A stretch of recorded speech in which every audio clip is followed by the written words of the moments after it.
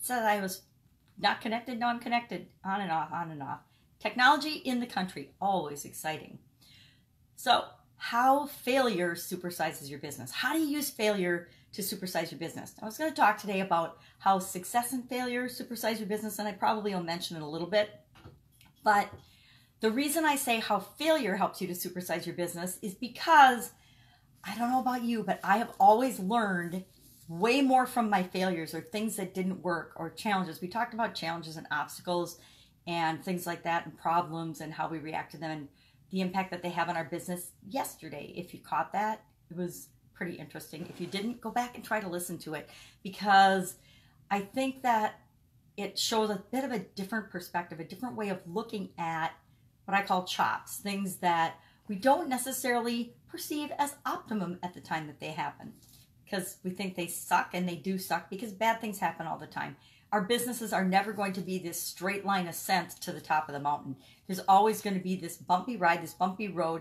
And to be honest, that's what makes building a business so fun and exciting. If it were just we put a sign up, open the door, and people flocked to us, guess what? We wouldn't learn very much. And then when something inevitably did happen, we'd be out of business because we wouldn't have been prepared for the onslaught of challenges and things that are inevitably going to happen whenever we're running a business.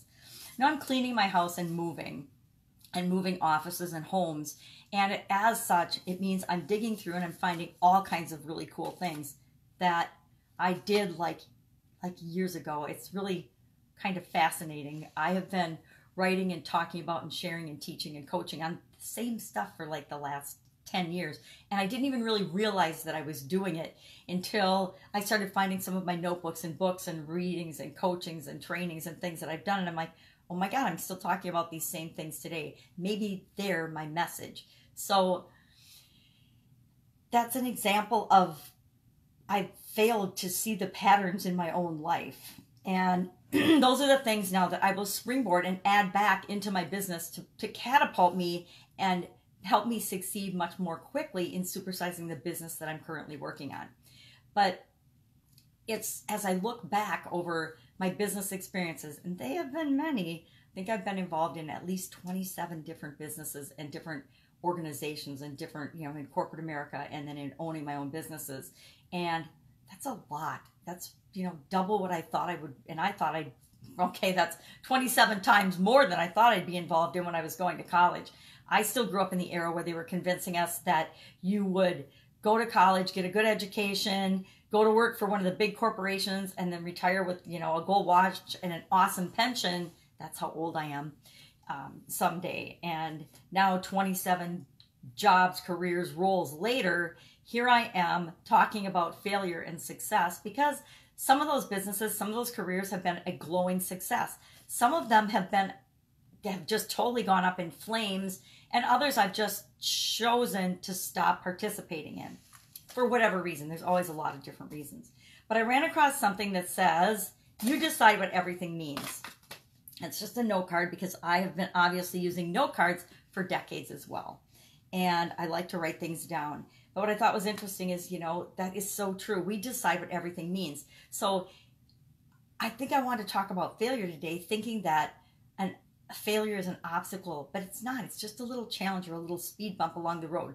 The only way, and this is so true, that you can fail at anything is if you quit. If you absolutely stop and quit and then never do anything with it again. If you don't learn the lesson, if you didn't learn the lesson that you were supposed to learn from the failure, then yeah, you can chalk it up as a failure. If you want to define it as a failure yourself. I personally don't believe in failure at all. I think it is optional, kind of like struggling and hustling, right? I think that struggling is optional, hustling is optional. And I would say in my 20s and 30s, I hustled and ran through my life, even my 40s. And now I'm like, yeah, I'm not going to struggle. I'm not going to hustle. If I'm struggling, I'm probably pushing against and trying to do something that isn't right for me. If I feel like I have to hustle, is that really what I want? Maybe you do for your business. There's a lot of people that are young and ambitious and hustlers. I'm not a hustler. I am who I am, I guess. And that's, again, a choice. That is, I get to decide what everything means. So whenever something comes up, and failure is no exception, I'm going to ask myself questions and say, well, what is this? What really happened? what is the situation, and am I thinking about it? You know, what am I thinking about it? How am I thinking about it? And why am I thinking that way about it? Then I'm going to, you know, take some time and change the location of what happened. If this would have happened somewhere else or at some other time in my life, would it be having the same impact on me that it is now? You know, what if I think of something else? What if I were to look at this differently? What might happen? And then I ask myself, how will I feel about this a year from now? How will I feel about this? You know, sometimes it's 5 minutes from now. I'm one of those people that I pop the cork, is what my family used to tease me with when I was a kid, because I would explode and get all upset about something. And then like 2 minutes later, I would have never even remembered that I was upset about something. And then the other thing I'd like to ask myself, what if this exact same situation was happening to somebody else I don't know? So you can use this with everything in your life, not just with failures or things that happen or obstacles in your business. Say you get a bad health diagnosis. I got a bad health diagnosis when I was in my 20s, and I could have like shut down and never done anything with my life, but I decided that I was not going to accept that as end of my life sentence. I was going to figure out how to make my life work in spite of that.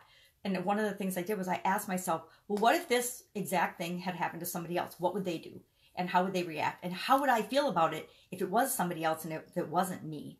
And then when I could step outside of that and separate my feelings of, oh, poor me, I actually could see a pathway to get out of and to change what was going on in my life. And you can do the same thing with any kind of obstacle or business failure. And basically, it's all about taking that next step, picking up the pieces and moving forward and keep moving. You can't fail if you keep moving. You can't fail if you don't accept failure. You can't be defeated if you don't accept defeat, right? It works in everything. So go out, make it a fantastic day today. Think about how you react to different things that happen in your life, especially failure. And is it that you've actually had failures in your life? Because most of us really haven't. Or is it just the fear of failure, the anticipation or the worry that you might fail someday that's stopping you from taking the actions that you need to make, or you need to do to move you in the direction you want to go, and just supersize your business, because that's what this is all about. I will catch you tomorrow. Have a fantastic day, and don't worry, you can't fail at anything. Bye.